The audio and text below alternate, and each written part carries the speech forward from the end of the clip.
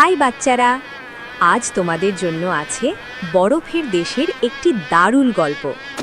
একটি ঠান্ডা বরফে ঢাকা জায়গায় থাকত একটি ছোট্ট পেঙ্গুইন। তার নাম ছিল পিঙ্গু। পিঙ্গু বরফের ওপর দৌড়াতে আর খেলতে খুব ভালোবাসত। একদিন খেলতে খেলতে সে একটু দূরে চলে গেল।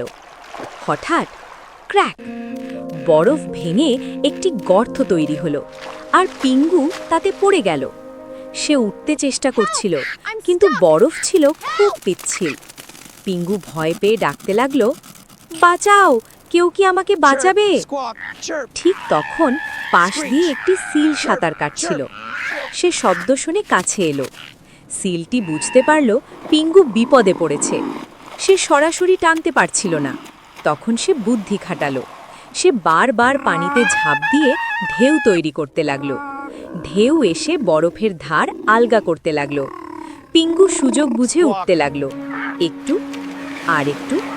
অবশেষে সে বের হয়ে এলো। পিঙ্গু খুশিতে সিলের দিকে তাকালো। সেদিন সে শিখল, বুদ্ধি আর সাহস থাকলে যে কোনো বিপদ থেকে উদ্ধার পাওয়া যায়।